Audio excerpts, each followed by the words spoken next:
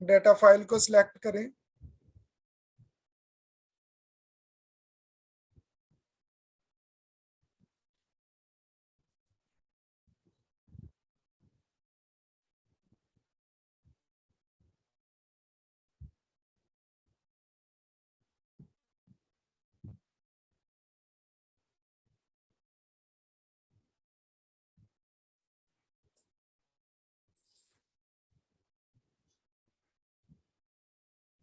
ये कुछ सेकंड्स लेगा फाइल को इंपोर्ट करने में।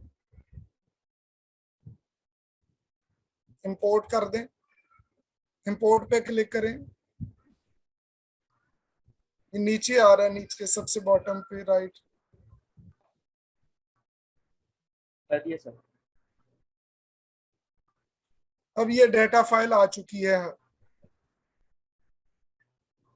सब लोग इंपोर्ट कर चुके हैं फाइल को। प्लीज सब लोग इंपोर्ट कर लें फाइल को।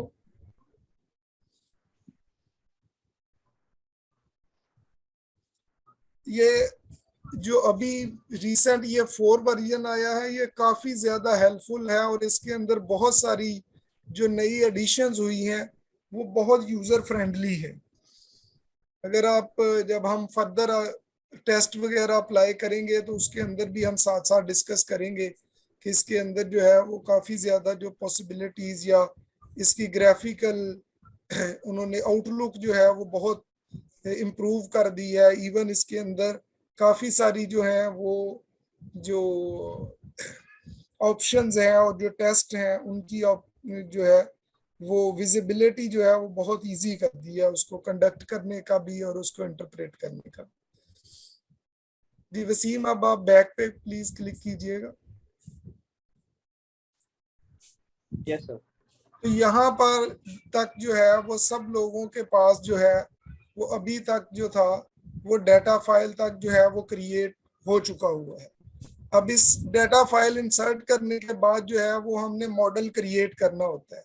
तो डाटा फाइल जहाँ पे आ रही है इसके साथ ही ऊपर जो है वो ऑप्शन आप लोगों के पास आ रही होगी क्रिएट मॉडल की। अगर आप इस पे क्लिक करेंगे तो आपके लेफ्ट साइड पे सारे वेरिएबल्स तमाम चीजें जो हैं वो आपके पास रेडिली अवेलेबल हो जाएंगी।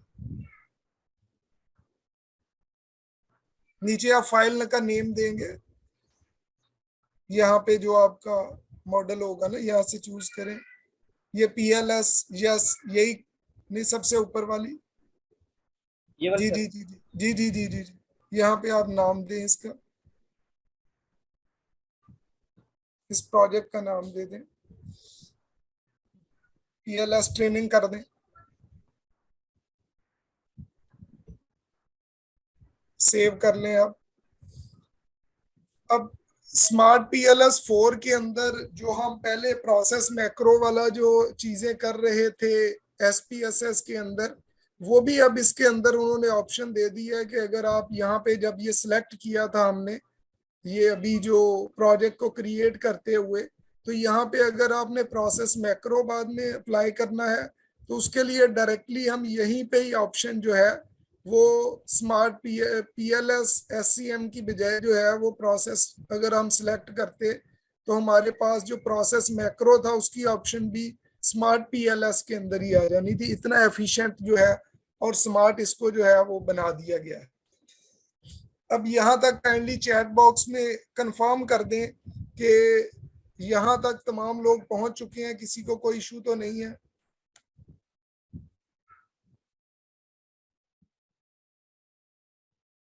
प्लीज चैट बॉक्स में यस नो कुछ तो लिखें।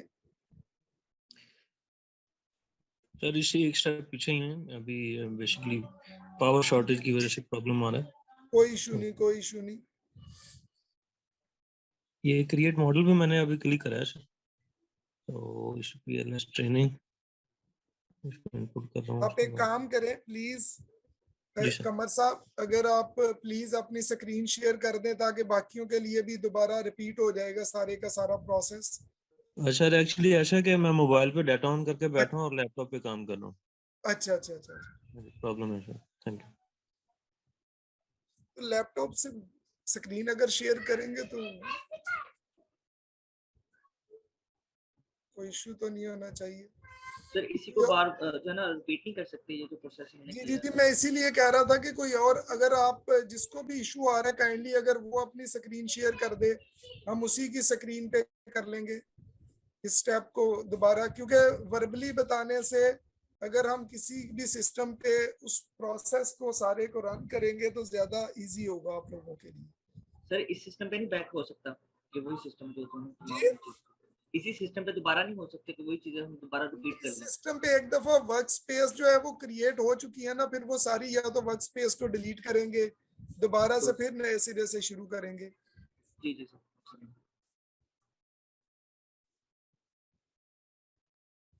कोई और शेयर कर सकता है स्क्रीन?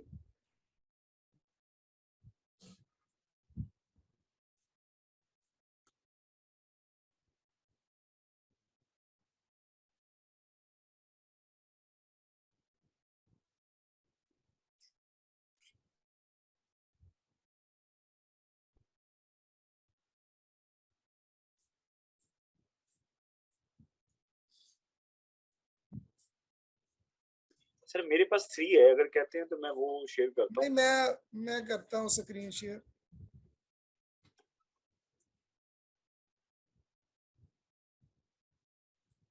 जी, ये हमारे पास ओपन होगा, आप सबके पास ही स्मार्ट PLS4। तो यहाँ पे जो है वो चूज वर्क स्पेस की आपके पास जो ऑप्शन आ रही होगी उसके ऊपर आप क्लिक करेंगे। तो मेरे पास क्योंकि ऑलरेडी ये क्रिएट हुआ हुआ था इसलिए मैं अब दोबारा इसको कर रहा हूँ। तो उसके बाद जब आप क्रिएट वर्क स्पेस के अंदर जाएंगे तो आपसे वो फोल्डर का नाम पूछेगा। तो यहाँ पे आपने जो फोल्डर देना है वो एम्प्टी फोल्डर होना चाहिए, ये मेक श्योर कर लें। अब मिसाल के तौर पे मैं यहाँ पे राइट क्लिक करके, अच्छा न्यू फोल्डर क्रिएट नहीं यहाँ से होगा, मैं कैंसिल करता हूँ। मैं एक और फोल्डर जो है वो स्मार्ट PLS के अंदर ही। सर अतर की स्क्रीन शेयर हो चुकी है सबको? जी जी, आ रही है सर? स्क्रीन मेरी शेयर नहीं है। मैं सबसे पूछ रहा हूँ कि सबको नहीं सर, स्क्रीन शेयर नहीं आ रही। हाँ एक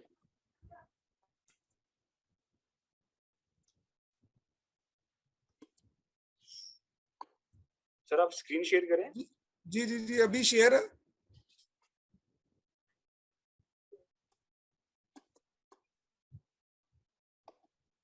सर स्ट्रक है। एक मिनट जी, आप देखिएगा। हेलो, जी जी। नहीं सर अभी भाई साहब आप विजिबल है? ये विजिबल है, लेकिन स्क्रीन आपके पास वही आ रही है जिसमें PLS ट्रेनिंग और वो सारी अब चीजें बनी हुई हैं। नहीं, अब आ गई है कि नहीं? नहीं सर अभी भी नहीं। स्मार्ट PLS4 नहीं विजिबल हो रहा? नहीं, वो पुरानी वाली जो फर्स्ट टाइम हुई थी ना विजिबल, वही है। अच्छा अच्छा अच्छा अच्छा। मैं आपको 1 मिनट दोबारा ना, 1 मिनट रुके। अब ट्राई करें सर। अब चलिए ट्राई मैं करें। चेंज कर लेता हूँ शायद। अब ठीक है? हेलो, सर नहीं, अभी भी विजिबल नहीं है। सर आप इस तरह करें कि जो है ना जो स्क्रीन ऊपर नहीं लिखी सर उस पे स्क्रीन 2 पे शेयर करें, स्क्रीन 1 पे, तो आपको जो है ना शेयर हो जाएगा। आपकी वॉइस बहुत कम आ रही है। अच्छा वसीम, आप अगर अपनी स्क्रीन जो है वो क्लोज कर दें। होगी सर। Thank you.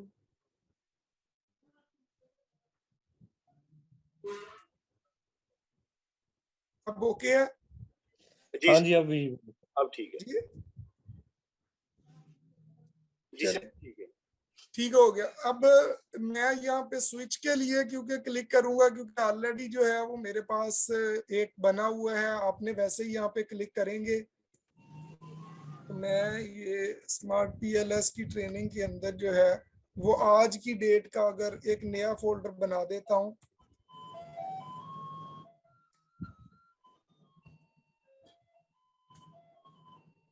अब मैं जब यहाँ पे जाऊंगा तो स्विच की बजाय आप लोगों के पास जो है वो क्रिएट वर्क स्पेस की ऑप्शन आ रही होगी, उस पर आप क्लिक करेंगे तो इस तरह से ये आपके पास स्क्रीन वो कहेगा फोल्डर सेलेक्ट करें। तो फोल्डर जो है वो मैं यहाँ पे डेस्कटॉप पे जाके यहाँ पे ट्रेनिंग्स और यहाँ पे ये मैंने अभी फोल्डर क्रिएट किया था। ये आपने मेक श्योर करना है कि जो फोल्डर आपने सिलेक्ट करना है वो फोल्डर एम्प्टी होना चाहिए। अगर वो फोल्डर के अंदर कोई भी फाइल मौजूद होगी तो वो सिलेक्ट नहीं होगा और वो एरर आएगा। अब यहाँ तक सिर्फ और सिर्फ अभी तक आपने उसको जो इस स्टेप तक जो है वो सिर्फ बताया है कि कहाँ पे जाके वो सारे का सारा आपका जो प्रोजेक्ट है उसकी सेव करने के लिए कौन सी आपने लोकेशन या फोल्डर दिया है। अब मैंने एक नया प्रोजेक्ट यहाँ पे क्रिएट किया स्मार्ट पीएलएस ट्रेनिंग का नाम से। इसको अगर क्रिएट करता हूं तो यहाँ पे अब देखें मेरे पास यहाँ पे ये स्मार्ट पीएलएस ट्रेनिंग का प्रोजेक्ट आ गया है। अब इस प्रोजेक्ट के अंदर सबसे पहले मेरा काम ये है कि मैं इसके अंदर डाटा फाइल को इंसर्ट करूं, क्योंकि स्मार्ट पीएलएस और इसी तरह से जो हमारे एमओएस और बाकी सॉफ्टवेयर्स हैं ये सारे के सारे बेस कर रहे होते हैं डाटा के ऊपर। पहले डाटा इनके अंदर मौजूद होगा तो आप मॉडल क्रिएट कर सकते हैं।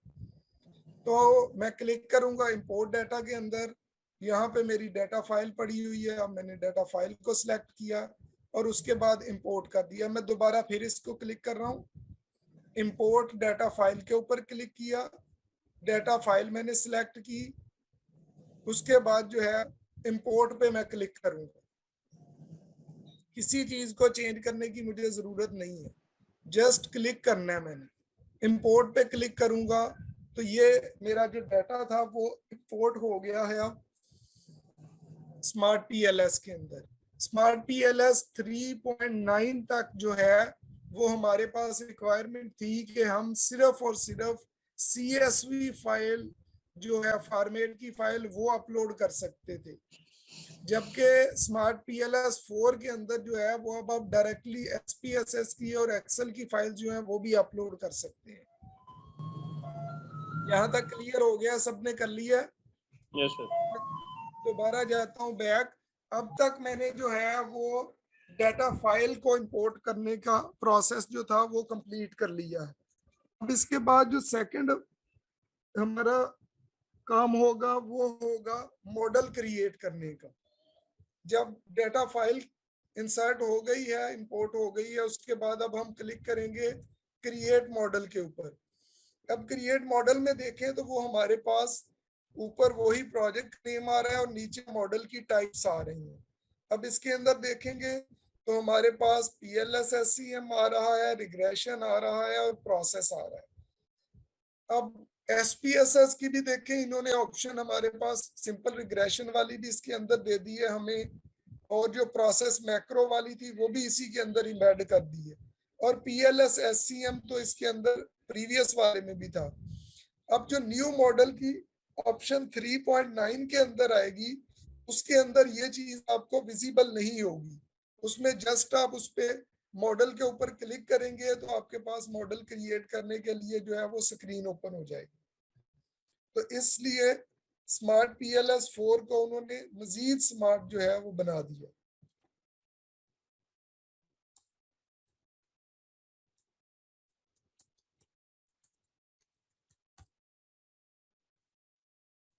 ये मैंने अब जो मॉडल बना रहा हूँ उस मॉडल का जो है वो मैंने नाम रखा है फाइल का, और अब ये मॉडल क्रिएट हो जाएगा। अब ये लेफ्ट साइड के ऊपर अगर आप देखें तो तमाम के तमाम वेरिएबल्स की आइटम्स मेरे पास जो है वो मौजूद है, जिसका डाटा मेरे पास मैंने कलेक्ट किया था और उसके बाद SPSS की फाइल में इंसर्ट किया और देन उसको सेव एज CSV फाइल किया था। यहाँ तक क्लियर है? सब लोग इस स्टेज तक पहुंच चुके हैं? जी सर, आई एम क्लियर। मैं इसी फेज पे हूँ। जी मैं क्लियर हूँ सर, मैं इसी स्टेज पे हूँ। एक्सीलेंट। और कोई जो अभी तक किसी का कोई एरर आ रहा हो, कोई इशू आ रहा हो? अब अगर मैं 3 पॉइंट आपके पास 3.9 है तो उसके हवाले से भी बता दूं कि यहाँ पे ये डबल क्लिक की ऑप्शन थी, उसके बाद यहाँ पे ये आपके पास विजिबल हो रहा था, PLS वर्कशॉप के अंदर ये डाटा फाइल शो हो रही थी, और इस तरह से करके आपके पास मॉडल शो हो रहा होगा। उसके बाद जो मॉडल है हम अभी ड्रॉ करेंगे वो ये वाला मॉडल होगा जो हमारी डाटा फाइल के अंदर भी मौजूद है। तो इस मॉडल को देखते हुए सबसे पहले हमारे पास जो इंडिपेंडेंट वेरिएबल्स हैं या एक्सोजीनियस वेरिएबल्स हैं उनको हम ड्रा करते हैं, और देन जो है वो डिपेंडेंट वेरिएबल को या एंडोजीनियस वेरिएबल को ड्रा करते हैं। तो हम मॉडल के ऊपर आते हैं। जस्ट आप लोगों ने सिलेक्ट करनी है आइटम्स। मिसाल के तौर पे एडवर्टीजमेंट की 16 आइटम है, तो मैं 16 आइटम्स को मैंने सिलेक्ट किया है और जस्ट ड्रैग करके इस बॉक्स के अंदर ले आया हूँ जहां पे ड्रा होना था। अब वो इसका नाम पूछ रहा है। अगर आप 3.9 यूज कर रहे होंगे तो उसके अंदर इस तरह से नेम की ऑप्शन नहीं आएगी।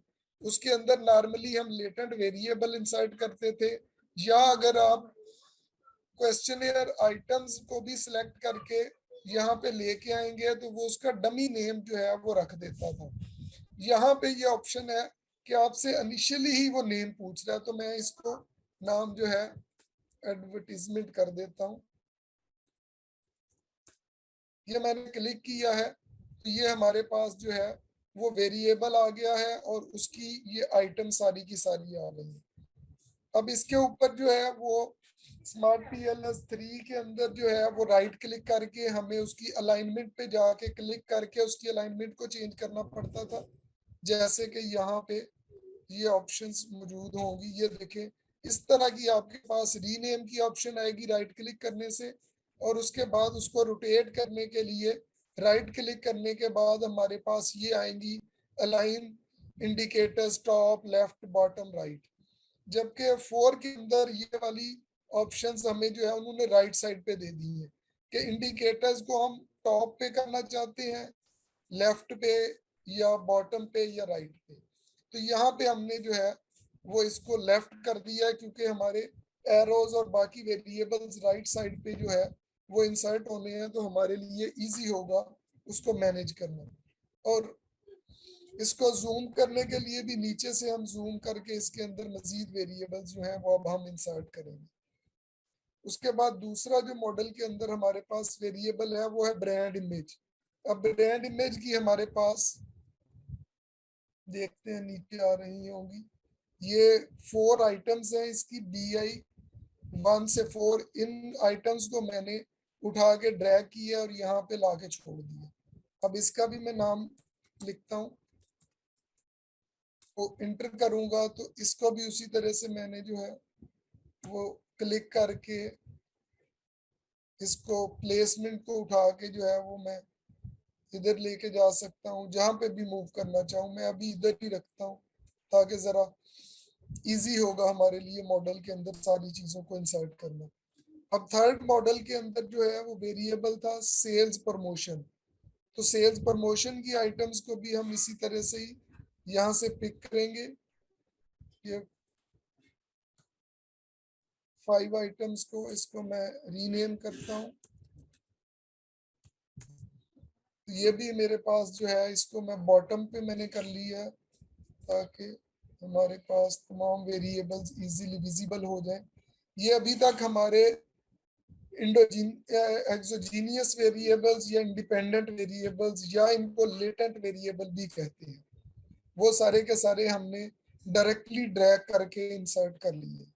अब हमारे पास परचेज इंटेंशन जो है वो डिपेंडेंट वेरिएबल था, तो परचेज इंटेंशन की हम यहाँ से आइटम्स जो हैं उनको पिक करेंगे और यहाँ पे करके हमने इसको इंसर्ट कर दिया।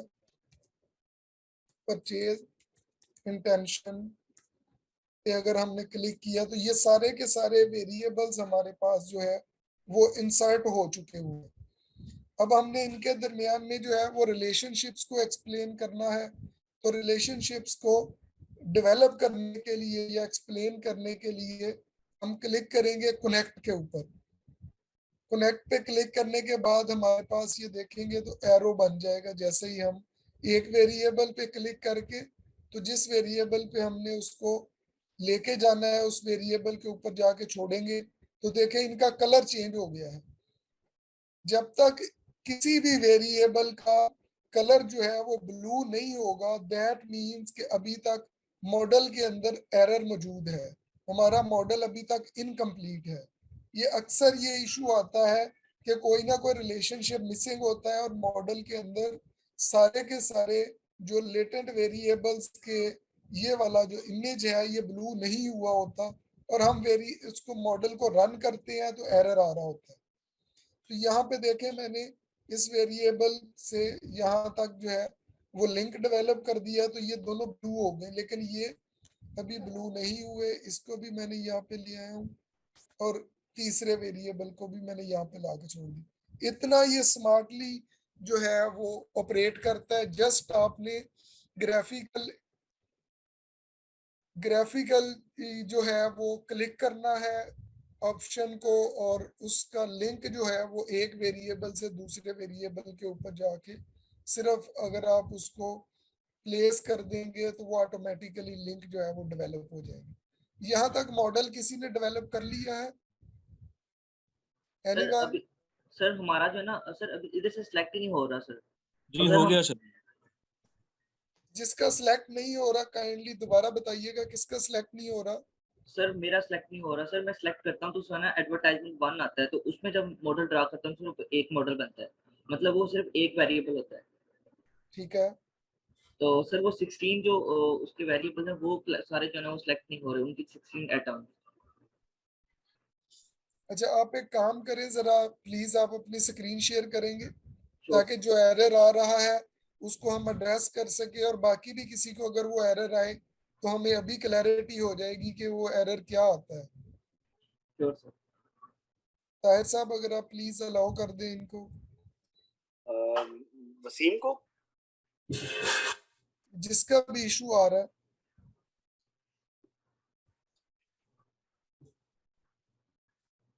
Yes sir. सर चेक कीजिएगा। जी वसीम। सर मैं इसको सिलेक्ट कर रहा हूँ, जो है ना ये सिर्फ एक वेरिएबल आता है, ये देखिए। वसीम आप इसको 1 मिनट जरा दोबारा करें।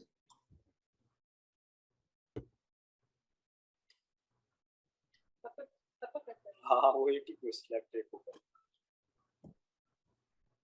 आप इसको इसका नाम ये रख दें जहां पे आपने क्लिक किया है, इंटर कर दें। अब इसको ठीक जो जाके है वो डिलीट इस नहीं अब दोबारा जो यहाँ पे ये है ना क्लिक करें और इसको डिलीट कर दें। कर दिया सर। जी, अब दोबारा अब यहाँ पे शिफ्ट प्रेस करें यस सर कर ली सर। और एरो की से नीचे को सिलेक्ट कर लें। शिफ्ट प्रेस करके एरो की से नीचे को सिलेक्ट करें। कर लिया सर। ये अब सारे सिलेक्ट हो गए। अब इनको मूव करें उस तरफ राइट साइड की स्क्रीन में। यस अब इसका नाम रखें एडवर्टीजमेंट।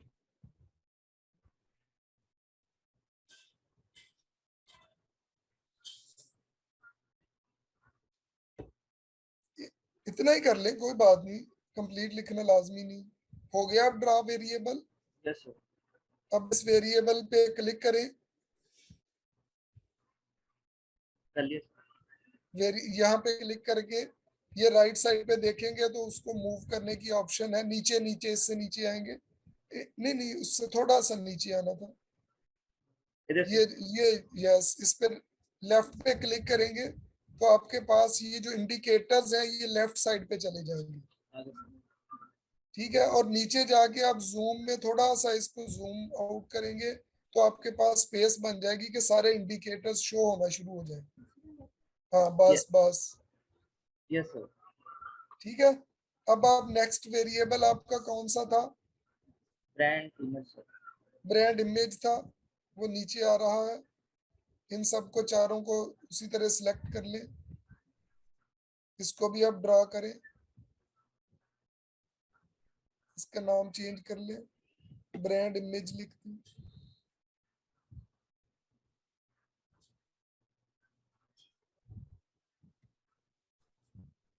इसको भी इसके ऊपर क्लिक करके इसको ना मूव कर ले नीचे की तरफ।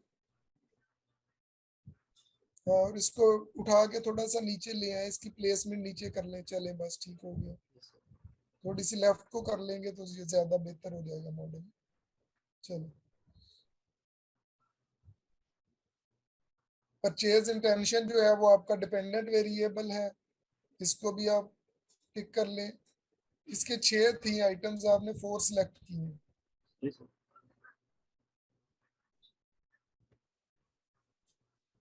इसको डिलीट कर ले। अच्छा, एक और भी है तरीका कार। देखिए, जैसे आपने ये 4 की थी ना, अब एक काम करें, 4 को ही दोबारा 4 ही सिलेक्ट करें, तो सर इसको प्लेस कर दें, परचेज इंटेंशन।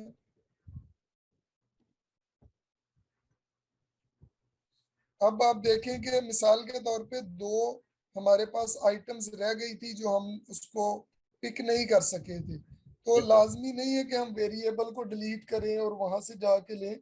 दूसरा मेथड इसका जो है वो ये भी है कि आप उन 2 आइटम्स को पिक करें, दोबारा सिलेक्ट करें P5 और PI6 को, और इसको ला के वेरिएबल के ऊपर जो है वो ड्रॉप कर दे। वेरिएबल पे, वेरिएबल के ऊपर कौन सा जो सर, इधर सर? सर्कल सर्कल यहाँ पे, तो अब ओके देखें वो वाली जो आपकी आइटम थी वो इसके अंदर इंसर्ट हो गई है।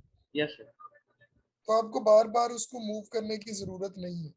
अब इसको सिलेक्ट करके आप थोड़ा सा राइट साइड पे मूव कर लें। यस। अब कनेक्ट पे क्लिक करके आप इनको आपस में कनेक्ट करें। ऊपर सबसे ऊपर कनेक्ट आ रहा है ऊपर वाली ऑप्शंस में, लेटेंट वेरिएबल के साथ राइट साइड पे, राइट साइड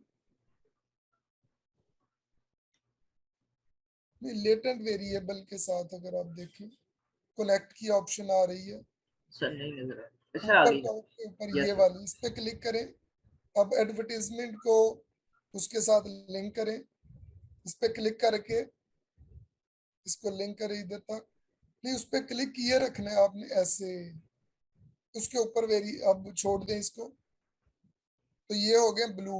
दैट मीन्स कि ये 2 वेरिएबल्स का आपस में रिलेशन जो है वो डेवलप हो चुका है। अब ब्रांड इमेज को भी इसी तरह नीचे से लेके जाएं, इसको भी उसके ऊपर जाके छोड़ेंगे। दैट मीन्स कि अब मॉडल के अंदर जो तीनों वेरिएबल्स हैं हमारे, तीनों वेरिएबल्स का आपस में लिंक जो है वो डिफाइन हो चुका है। Yes sir.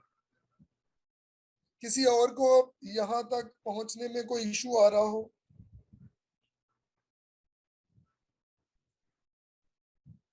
सर मेरा एक क्वेश्चन है, मेरे एरर आ रहा है इंपोर्ट डाटा फाइल करने में ना। अगर आप अपनी स्क्रीन शेयर करें तो हम उसका अभी हम देख सकते हैं कि क्या इशू इसमें आ रहा है। सर दरअसल बेसिकली मैंने लैपटॉप से कनेक्ट किया हुआ है जूम पे, तो स्क्रीन शेयर नहीं होगी, तो मैं जूम वो वीडियो कर लेती हूँ आपसे कनेक्ट। अच्छा, वो फिर आप शेयर कर दीजिएगा कि कहाँ पे आपको इशू आ रहा है। आप अगर बता दें इशू क्या, एरर क्या आ रहा है। सर वो बेसिकली मैं इंसर्ट करती हूँ तो वो ना परचेज सॉफ्टवेयर लाइसेंस मांग रहे हैं मुझसे। आपने उसके अंदर जाके 30 डेज ट्रायल पे क्लिक करें।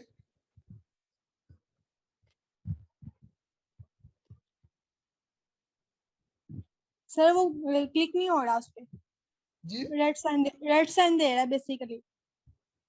उसके ऊपर भी आ सकता है, या दूसरा आपके पास ऑप्शन ये है कि आप स्टूडेंट वर्जन पे क्लिक कर लें अगर वो नहीं अभी हो रहा। सर वो मेरा इंस्टॉल हो चुका है, सब कुछ हो गया, लेकिन जब मैं इंपोर्ट डाटा फाइल करती हूँ तो वो कनेक्ट नहीं होता, उस पे ना एरर दे रहा है वो। अच्छा, उसमें ये होती है कि लिमिटेशन, फिर आप स्क्रीन शेयर करने से बेहतर हमें आइडिया होना था सर कि मैं ग्रुप अगर, में आपको भेज देती हूँ पिक। जी जी जी, भेजते हैं, हम कर लेते हैं। जी मिस सिद्रा, आपको कोई इशू आ रहा है? Miss Sidra,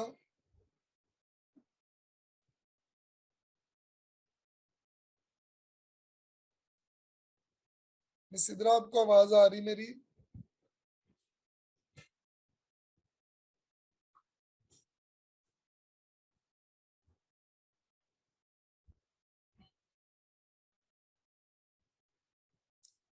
thank you miss.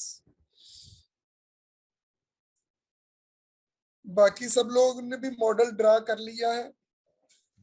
हाँ जी सर, ड्रा हो गया। एक्सीलेंट। एनीवन एल्स जिसका मॉडल ड्रा नहीं हुआ मिस राबिया के अलावा?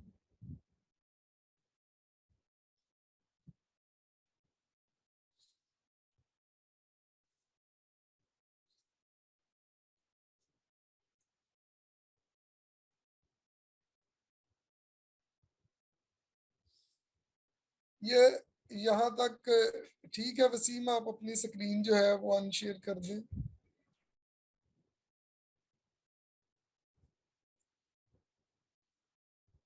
Done sir.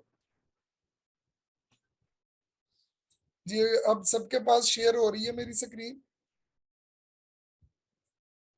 हाँ जी सर। एक्सीलेंट। तो इस तरह से जो है वो अब हमने मॉडल ड्रा कर लिया है। ये इनिशियल काम है जो कि मॉडल ड्रा करने का है। अब यहाँ तक मॉडल ड्रा अगर सब लोगों ने कर लिया है तो इससे आगे अब हम बात स्टार्ट करने लगे हैं जो हमने दो मॉडल्स की बात की थी, मेजरमेंट मॉडल की और स्ट्रक्चर मॉडल की। मेजरमेंट मॉडल हमने कहा था हमारे कंफर्मेटरी फैक्टर एनालिसिस की तरह ही काम करता है, जिसके अंदर हम कन्वर्जेंट और डिस्क्रिमिनेंट वैलिडिटी को कंफर्म करते हैं।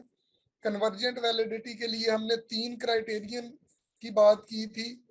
एक क्राइटेरिया था कि फैक्टर लोडिंग जो है वो हमारी 0.5 से अबव होनी चाहिए। इसमें डिफरेंट रिसर्चर्स ने मुख्तलिफ जो है वो फैक्टर लोडिंग की मिनिमम वैल्यूज दी हुई हैं। कुछ रिसर्चर्स सजेस्ट करते हैं कि 0.4 तक एक्सेप्टेबल है, कुछ 0.5 तक, और कुछ 0.7 एंड अबव जो है वो उनको एक्सेप्टेबल कहते हैं।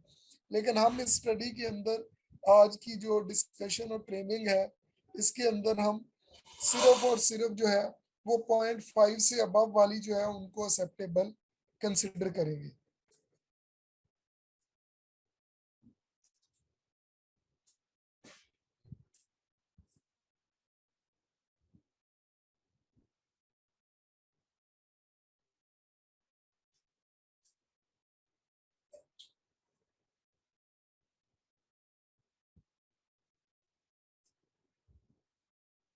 मिस राबिया, आप एक काम करें, जो आपने डाटा फाइल डाउनलोड की है ना, उस डाटा फाइल के जो सिर्फ ऊपर वाले 100 रिकॉर्ड्स हैं उनको आप रिमेन रखें, और बाकी जो नीचे वाले सारे का सारा रिकॉर्ड आ रहा है उस सबको आप डिलीट कर दें।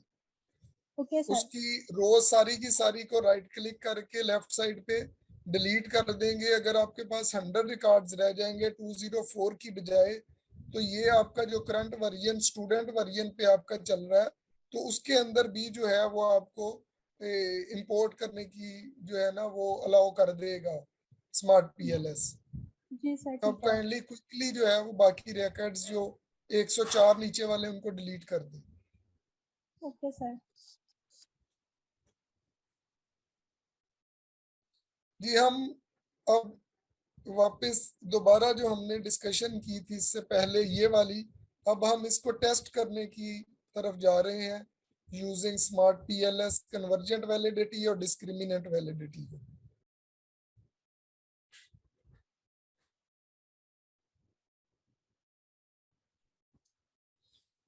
अब सबसे पहले हम क्लिक करेंगे कैलकुलेट के ऊपर। अब कैलकुलेट के ऊपर ये ऊपर भी ऑप्शन है हमारे पास, यहाँ से भी हम कैलकुलेट के ऊपर क्लिक कर सकते हैं, और ये नीचे जो है यहाँ से भी हम क्लिक करके जो है वो कैलकुलेट ऑप्शंस पे जा सकते हैं। अब सबसे पहली जो अगर आपके पास ऑप्शन देखें तो हमारे पास जो है वो पीएलएस एससीएम एल्गोरिदम आ रही है। इसके ऊपर आप सब लोग क्लिक कर देंगे तो हमारे पास जो है वो पीएलएस सेटअप के अंदर स्टैंडर्डाइज्ड टाइप आएगी, और ये जो भी ऑप्शंस आ रही हैं अपने एज इट इज इनको सिर्फ स्टार्ट कैलकुलेशन करना है। अगर आप चाहते हैं कि सर ये एक बार दोबारा टेस्ट सर, रन होने जी एक बार सर रिपीट कर दे काइंडली। आवाज मुझे बहुत कम आ रही है जिसका भी क्वेश्चन है। सर कह रहे हैं रिपीट कर दें एकदम। अच्छा, आपने यहाँ पे दोबारा हम जो है वो पर्पस की तरफ आते हैं। हमने बात की थी दो मॉडल्स की।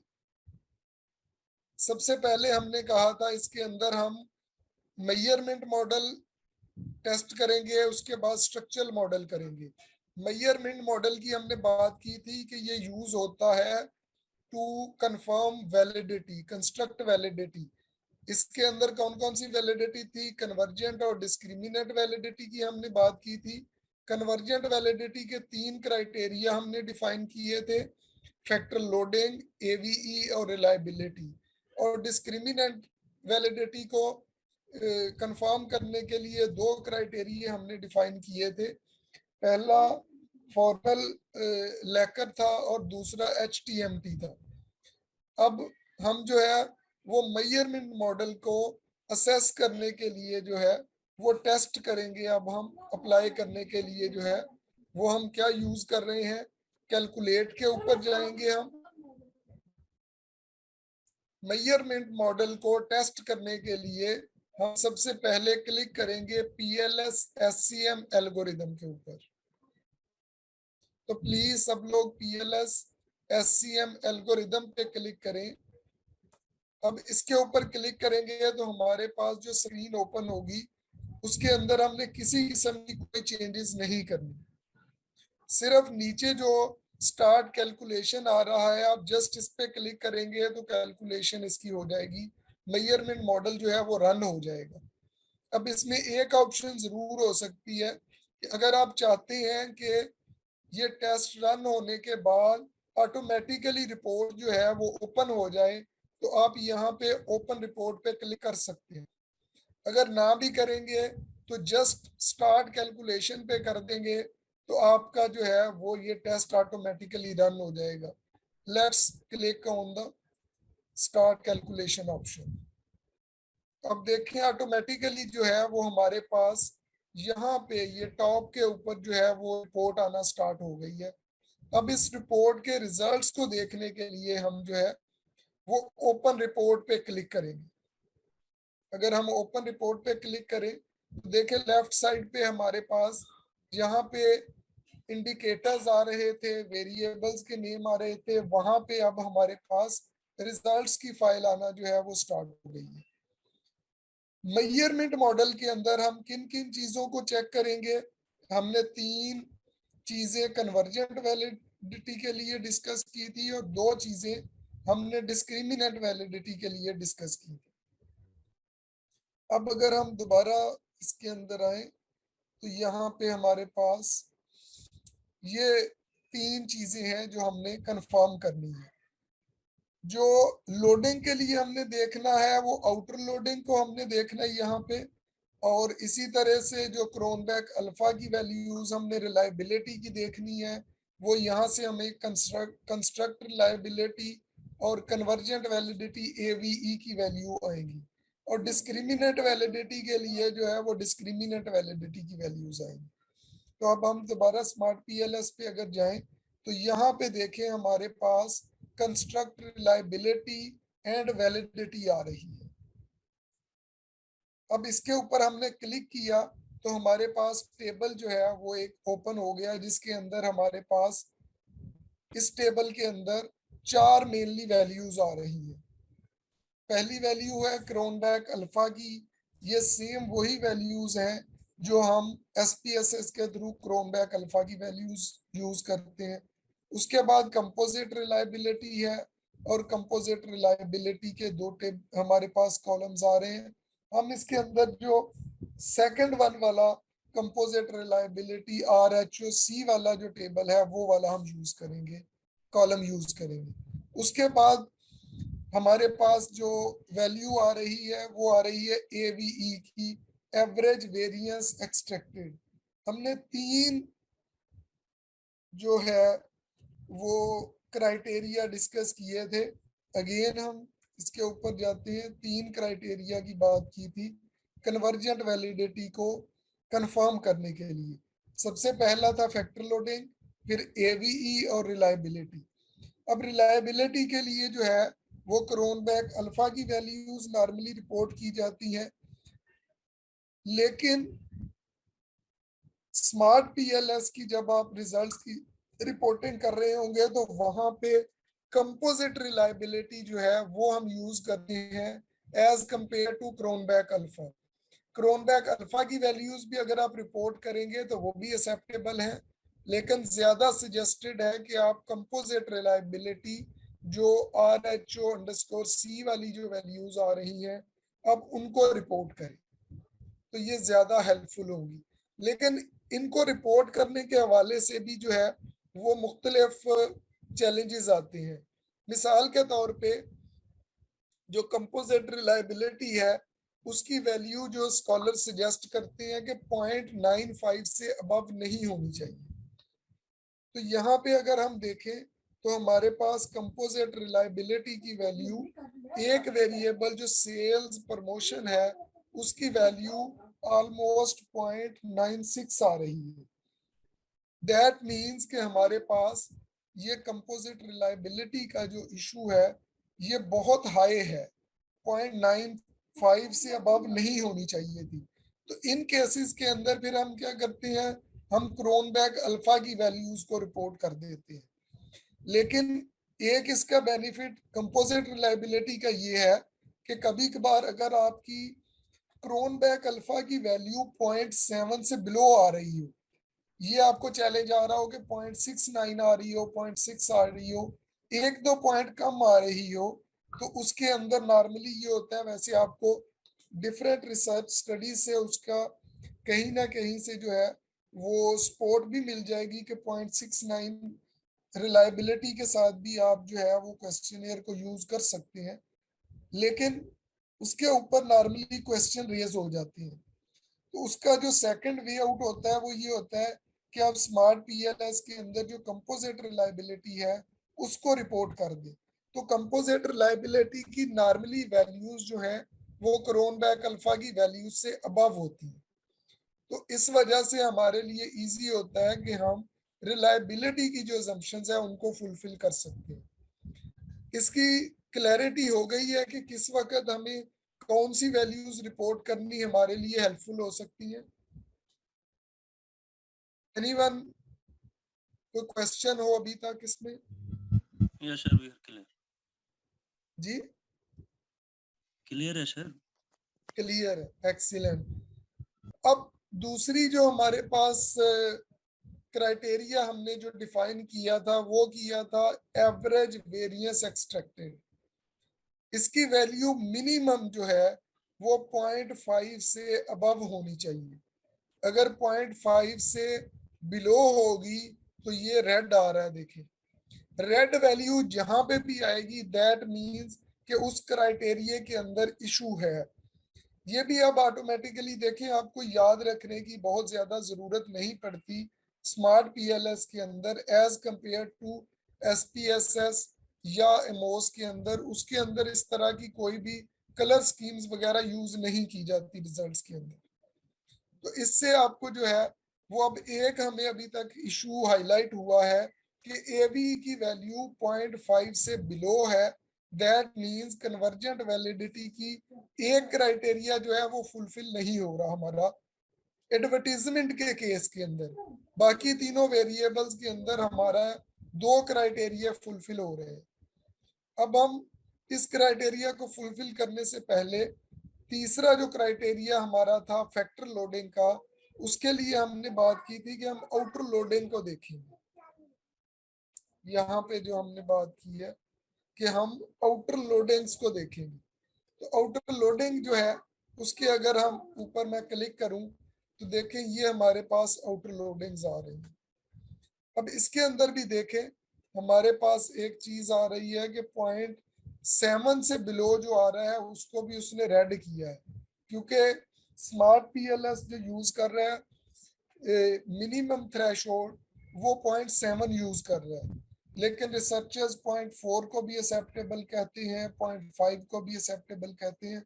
और हम जो इस ट्रेनिंग के अंदर या जो हम रिपोर्ट कर रहे होते हैं नॉर्मली वो 0.5 तक जो है अगर आपका मिनिमम फैक्टर लोडिंग आ रही हो तो वो एक्सेप्टेबल कंसिडर की जाती है। तो हम इसके अंदर जो है वो इजीली आगे इसके जो 0.5 से अबव वाली, अब इसके अंदर देखें किसी जगह पे हमारे पास 0.5 से कम आ रही है वैल्यू, तो मुझे बताएगा किसी वेरिएबल की फैक्टर लोडिंग 0.5 से कम आ रही है?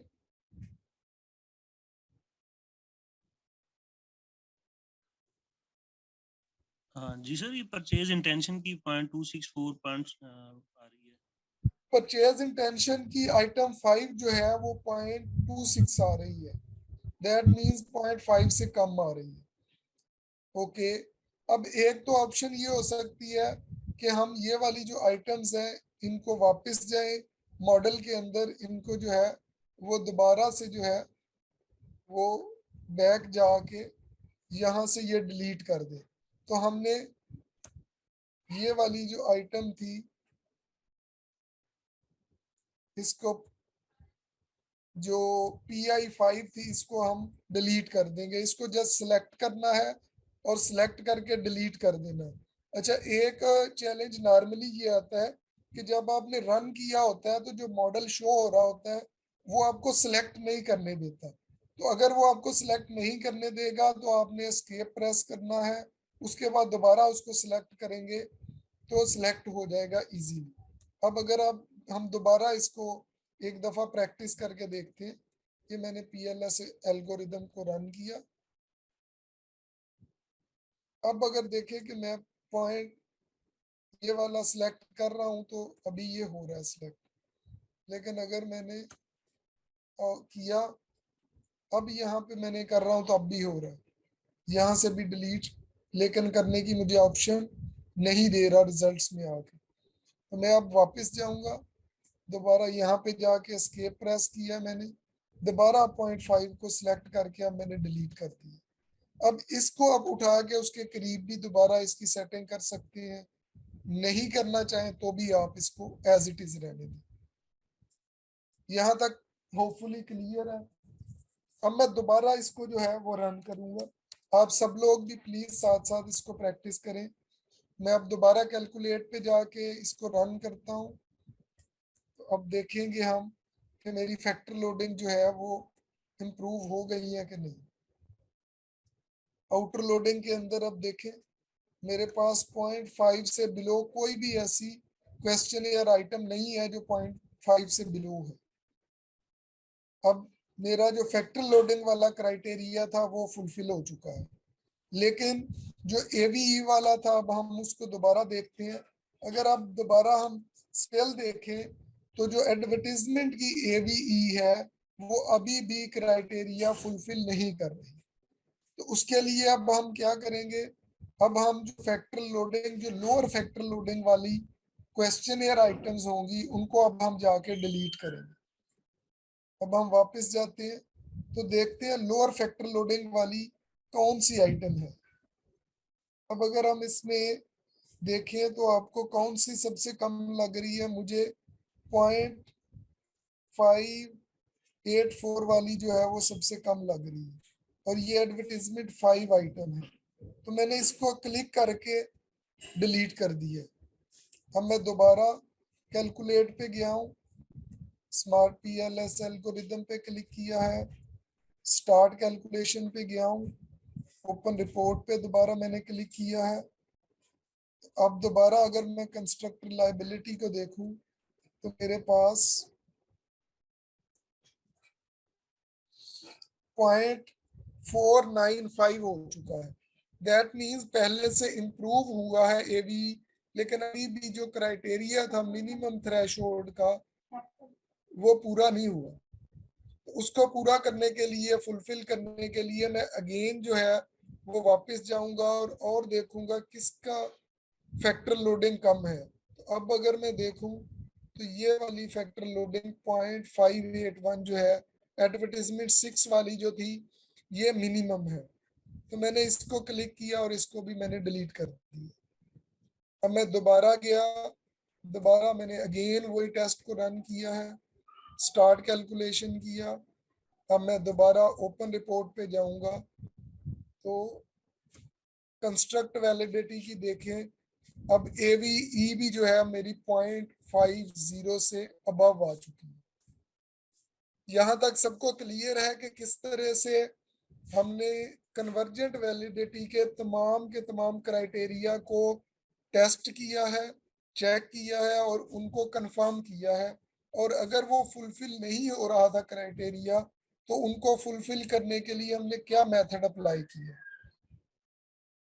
सबको क्लियर है? किसी का यहाँ तक कोई क्वेश्चन हो तो प्लीज बता दें, क्योंकि इसके बाद आप लोगों में से कोई ना कोई स्क्रीन शेयर करेगा और इस प्रोसेस को जो है वो दोबारा एक दफा जो है वो रेप्लिकेट करेगा।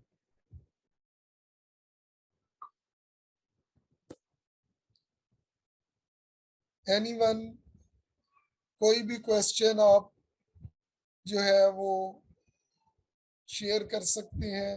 अगर अभी तक आपको इस सारे प्रोसेस में कोई इशू आया है, और मैसेज करके भी काइंडली चैट बॉक्स में सब लोग कंफर्म कर दें कि किस किस ने यहाँ तक जो मॉडल है उसको टेस्ट कर लिया है और किसको कोई इशू आ रहा है।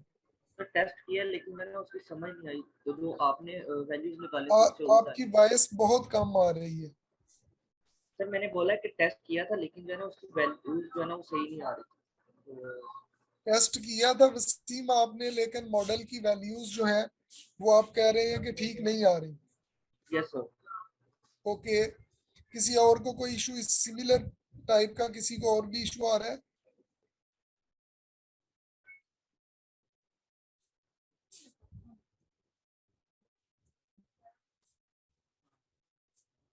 मिस सिद्रा आपने, उसके अलावा कमर साहब हैं और बाकी सैयद एहतशाम साहब हैं, आप लोगों ने टेस्ट कर लिया, ये अप्लाई कर लिया यहाँ तक? सर मैंने साथ साथ ही अप्लाई कर लिया और अल्हम्दुलिल्लाह मेरा रिव्यू भी हो गया माशाल्लाह। आपकी वॉइस भी बहुत कम आ रही है। जो मुझे सुनाई दी है कमर साहब, आपने कहा है कि आपने अप्लाई कर लिया और तमाम चीजें क्लियर है, कोई इशू नहीं है आपको है। Yes sir. ठीक हो गया। वसीम साहब अगर आप अपनी दोबारा स्क्रीन शेयर करें तो हम आपकी स्क्रीन जो आपको एरर या इशू आ रहा है तो उसको एक दफा उसमें से गो थ्रू करते हैं, ताकि दोबारा प्रैक्टिस भी हो जाएगी सब लोगों की, और जो एरर आ रहा है वो भी हमें अंडरस्टैंडिंग हो जाएगी कि क्या एरर है, ताकि हम उसको रेक्टिफाई कर सकें उस एरर को। सर मैं करता हूँ सर।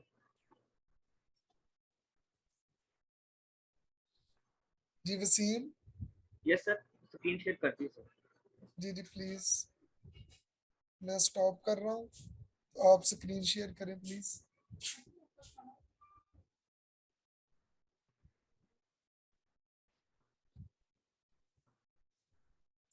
जी ओके हो गया वसीम, आप यहाँ तक आपने मॉडल ड्रा कर लिया हुआ है।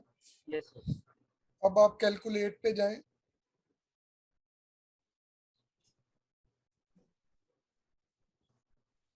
ऊपर टॉप के ऊपर भी ऑप्शन आ रही है और यहाँ पे भी। ओके, स्टार्ट कैलकुलेशन पे करें क्लिक, बॉटम पे, सबसे बॉटम पे। सर इसमें फैक्टर में नहीं क्लिक करके करना?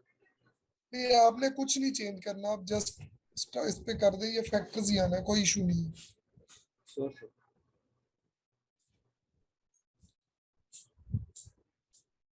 यस सर कर अब दी। लेफ्ट साइड पे देखिए आपके पास सारी ऑप्शंस आ रही है। सबसे पहले हम इसके अंदर फैक्टर लोडिंग को देखते हैं। तो फैक्टर लोडिंग को देखने के लिए आउटर लोडिंग पे आप क्लिक करेंगे, ऊपर आ रही है, ऊपर फर्स्ट ऑप्शंस में ये आउटर लोडिंग नीचे है, यस सर। और इस ये वाली इस पे क्लिक करें। तो अब आप सर नीचे को देखिए, आपकी कोई ऐसी फैक्टर लोडिंग है जो 0.5 से बिलो है? सर 0.5 अभी सर ये वाली है ये वाली है और ये PI5। 0.2। Yes sir. 0.5 से बिलो देखनी है सिर्फ सर वो सिर्फ ये है EI5। PI5। तो आप दोबारा मॉडल पे जाएं, इधर सर ऊपर। बैक चले जाओ। जी जी जी, मॉडल पे जाके PI5 परचेज इंटेंशन PI5 को क्लिक करें, डिलीट कर दें। Yes sir. अब दोबारा फिर आप कैलकुलेट पे जाएं, दोबारा रन करें कैलकुलेट को। अब दोबारा फैक्टर आउटर लोडिंग देखें। देखिए यहाँ पे तमाम आउटर लोडिंग अब जो है वो 0.5 से आपकी अबव हो गई। दैट मीन्स के फैक्टर लोडिंग का जो आपका क्राइटेरिया था वो फुलफिल हो चुका है। ठीक है। अब यस दो हमने और क्राइटेरिया डिस्कस किए थे। एक किया था रिलायबिलिटी वाला, जिसके लिए हमने क्रोनबेक अल्फा या कंपोजिट रिलायबिलिटी को टेस्ट करना, रिपोर्ट करना होता है। और एक करना होता है AVE को, एवरेज वेरिएंस एक्सट्रैक्टेड। तो उसके लिए कंस्ट्रक्ट रिलायबिलिटी एंड वैलिडिटी पे क्लिक करेंगे। नीचे आए, नीचे क्वालिटी क्राइटेरिया के ऊपर है, VIF से ऊपर आ रहा है, इससे ऊपर, इससे ऊपर वाली ऑप्शंस पे, और ऊपर और ऊपर, ये वाला, ये F स्केयर से नीचे तीसरी ये वाला ऑप्शन है। जी जी, इससे नीचे वाली, ये वाली कंस्ट्रक्ट रिलायबिलिटी एंड वैलिडिटी पे क्लिक करेंगे तो देखिए हमारे पास तमाम वेरिएबल्स जो चार आपने ड्रा किए थे उनका डाटा आ रहा है।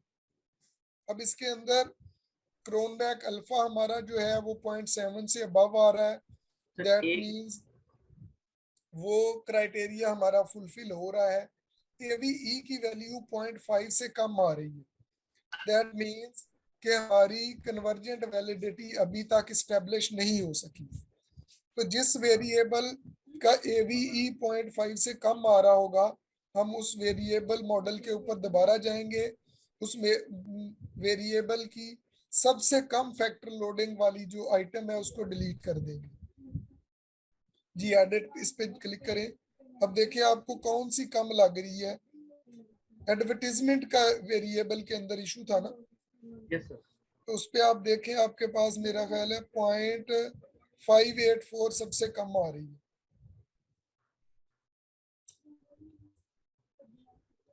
यस सर यही है। ये इस पे अगर आप लेके जाते हैं तो नीचे देखिएगा ग्रे हो रही है एडवर्टीजमेंट 5, तो एडवर्टीजमेंट 5 को आप डिलीट कर दें क्लिक करके यहाँ पे। कर दी सर। अब आप दोबारा कैलकुलेट करें।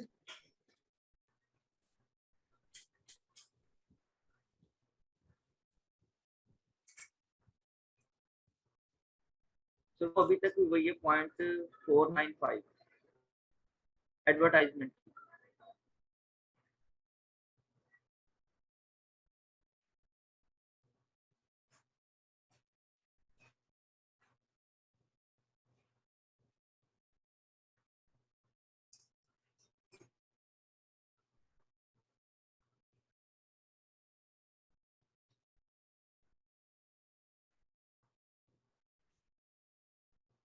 हेलो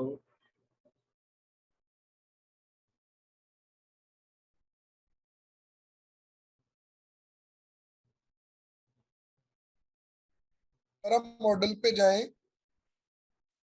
सर ये जो है इसमें जो AVE जो आ रही है इसमें 0.95 आ रहा है, 0.495, इसको डिलीट करना। जी इसको फुलफिल करने के लिए अब हम इधर देखते हैं। अब आपके पास देखिए 0.581 वाला आ रहा है।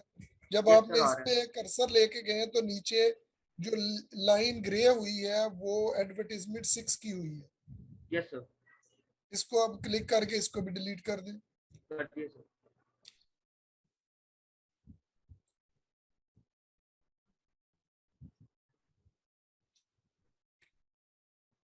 अभी सर ओके।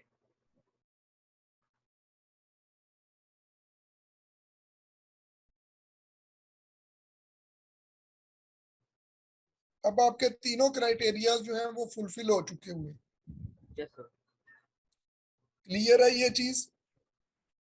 यस सर अब आपने जब इसको रिपोर्ट करना है तो बहुत इजी है, जस्ट आप कॉपी टू एक्सेल पे क्लिक करें। कर दिया अब सर। आप एक्सेल की शीट ओपन करें।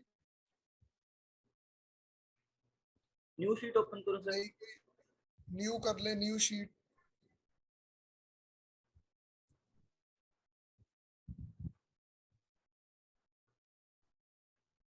इसका नाम टेबल्स रख लें, स्मार्ट PLS टेबल्स रख लें।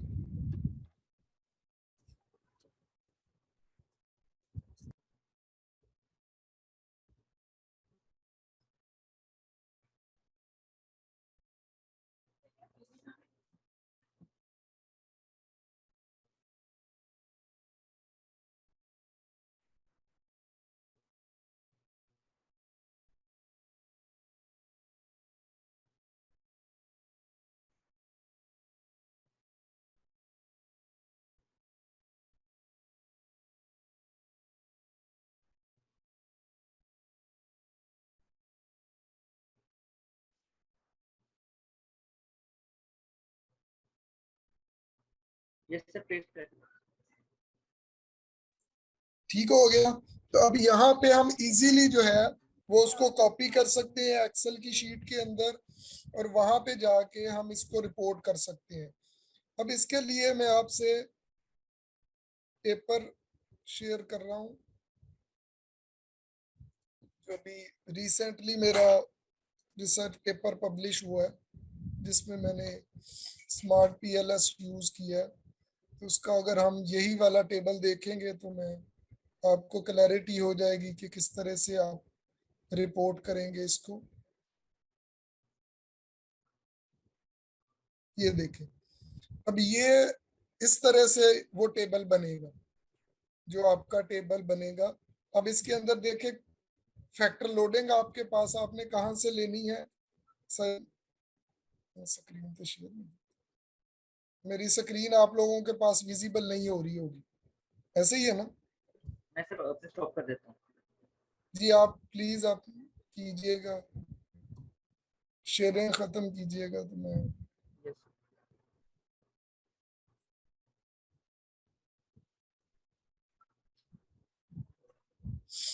जी। अब आपके पास ये पेपर शो हो रहा है।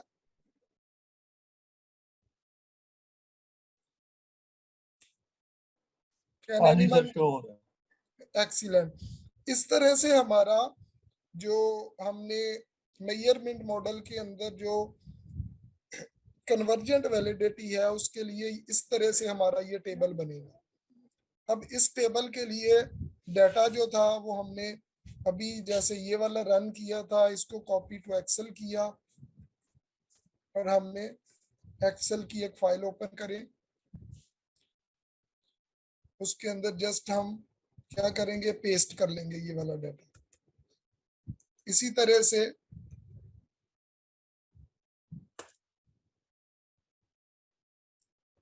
हम तीसरा हमारा जो क्राइटेरिया था वो था फैक्टर लोडिंग वाला। तो हम गए आउटर लोडिंग में से, यहाँ से आउटर लोडिंग जो थी उसको कॉपी किया, कॉपी करके वो भी हमने इसी तरह एक्सेल की फाइल के अंदर जो था उसको पेस्ट कर दिया। तो ये देखें, अब हमारे पास तीनों क्राइटेरिया जो हमें रिक्वायर्ड थे वो सारे के सारे आ चुके हैं। सबसे पहले फैक्टर लोडिंग था, फिर हमारे पास जो था वो क्रोनबैक अल्फा की वैल्यू थी, रिलायबिलिटी वाली, और तीसरी हमारे पास एवी की वैल्यू थी। तो हम यहाँ से ये सारी की सारी जो फैक्टर लोडिंग आई हुई है उन सबको एक ही कॉलम में कर लेते हैं कॉपी पेस्ट।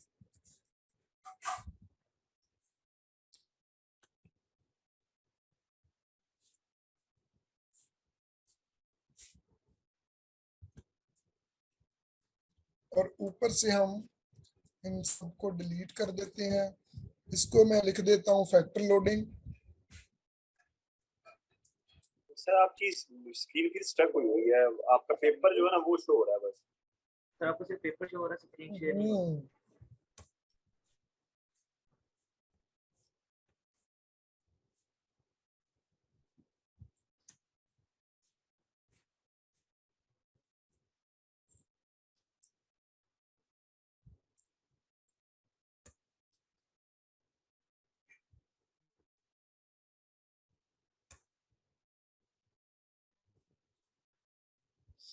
अब सही शो हो रही है।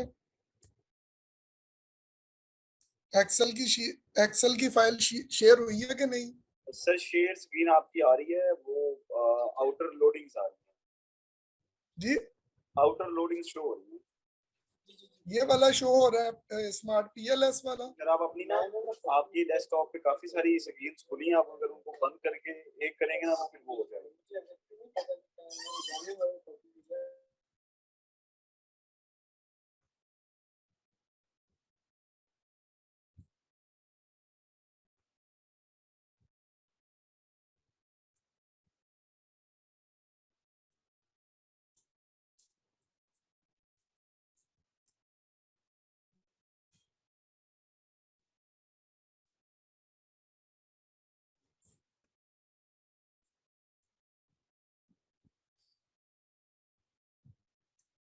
अब स्मार्ट पीएलएस शो हो रहा है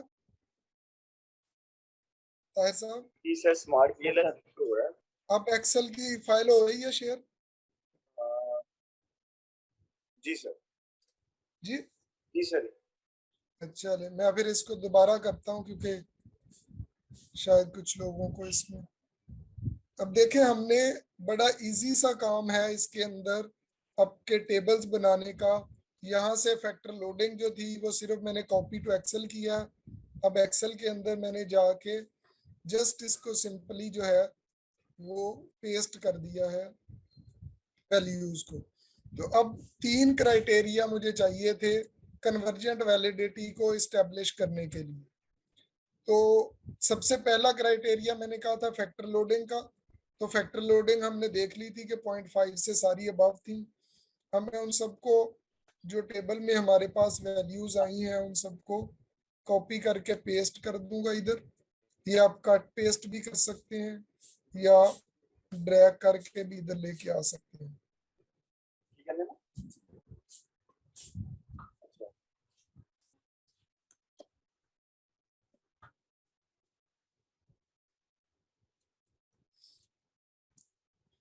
और इसका ऊपर अगर मैं नाम रखूंगा तो ये क्या है, मेरी फैक्टर लोडिंग है।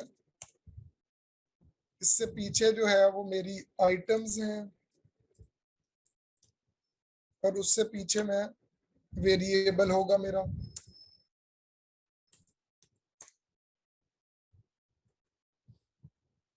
अब इधर से मैं ये वाले जो हैं ऊपर से डिलीट कर दूंगा। अब मुझे और क्या चाहिए, मुझे चाहिए क्रोनबैक अल्फा।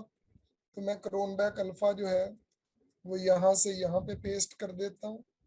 एक कॉलम मुझे ये चाहिए है, एक मुझे कंपोजिट रिलायबिलिटी वाला चाहिए है, वो भी मैंने इंसर्ट कर दिया है वहीं से। इसको सिंपली जो है वो CR भी आप लिख सकते हैं और उसके बाद AVE चाहिए। ये 3 क्राइटेरिया जो है वो हमने कहे थे, ये जो और क्रोनबैक अल्फा का और AVE का। अब हम यहीं से कॉपी करके एडवर्टीजमेंट का जो है वेरिएबल, पहला एडवर्टीजमेंट था तो एडवर्टीजमेंट के वेरिएबल का क्रोनबैक अल्फा हमारे पास क्या आया है 0.92 है। कंपोजिट रिलायबिलिटी क्या आई है और AV की वैल्यू क्या आई है। हमने इसी तरह सेकंड वेरिएबल हमारे पास जो है वो ब्रांड इमेज है। तो ब्रांड इमेज के अगेंस्ट हम जो है वेरिएबल का हमने इंसर्ट कर दिया है और इधर से क्रोनबैक अल्फा की वैल्यू थी और इसी तरह से सारी जो वैल्यूज हैं वो हमने कॉपी पेस्ट कर दी। परचेज इंटेंशन है, मैं चारों वैल्यूज को अगर इधर ले जाऊं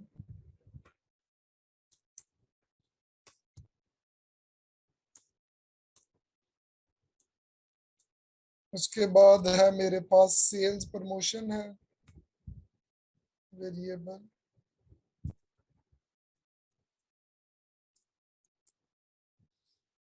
और इसी तरह से परचेज इंटेंशन वाला जो वेरिएबल था उसका भी नाम कॉपी करके हम पेस्ट कर दें इधर।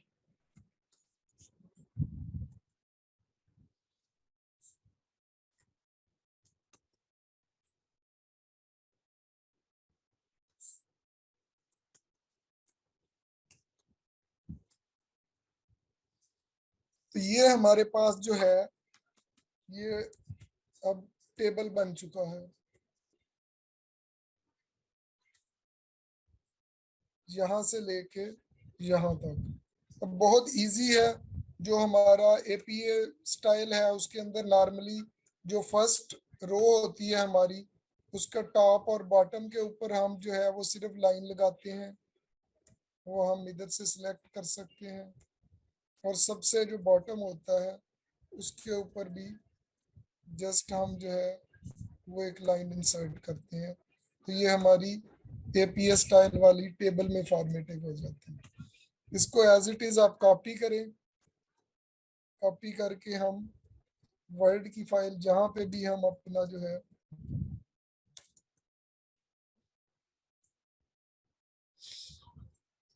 पेपर अपना लिख रहे होंगे, रिपोर्ट कर रहे होंगे, वहां पे आप कॉपी पेस्ट कर दें। तो देखिए ये मेरा जो कन्वर्जेंट वैलिडिटी का जो टेबल था वो सारे का सारा यहाँ पे इंसर्ट हो गया। मैं वापस अब पेपर पे जाता हूँ।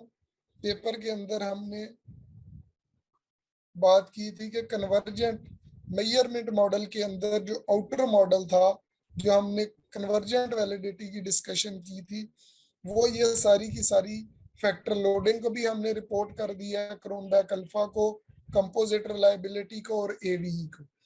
इसमें एक चीज मैंने डिस्कस की थी अभी कि अगर आपके पास कंपोजिट रिलायबिलिटी की वैल्यू 0.95 से अबव आ रही हो तो फिर बेहतर होता है कि आप सिर्फ क्रोनबैक अल्फा की वैल्यूज को रिपोर्ट कर दें, आप कंपोजिट रिलायबिलिटी की वैल्यूज को रिपोर्ट ना करें, क्योंकि उससे फिर क्वेश्चंस जो हैं वो रेज हो सकती हैं कि दैट मींस कि आपकी जो क्वेश्चन या आइटम्स हैं वो बहुत ज्यादा आपस में कोरिलेट कर रही है, 95% से भी अबव है। इसका मतलब है कि आइटम्स आपस में सारी की सारी सिमिलर है। तो इस वजह से कन्वर्जेंट वैलिडिटी के लिए ये 3 हमने क्राइटेरिया जो डिफाइन किए थे वो हम इस तरह से टेबल के अंदर जो है वो रिपोर्ट करते हैं। क्लियर है यहाँ तक? Yes sir. Hello, yes sir. यहाँ तक क्लियर है?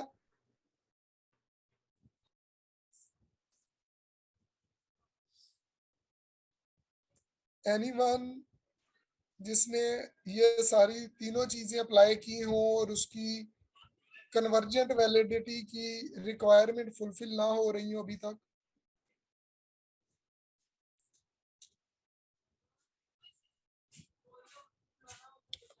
प्लीज चैट बॉक्स में कंफर्म कर दें कि किस किस ने ये अप्लाई कर लिया है और उसकी क्राइटेरिया जो कन्वर्जेंट वैलिडिटी का है वो फुलफिल हो गया है।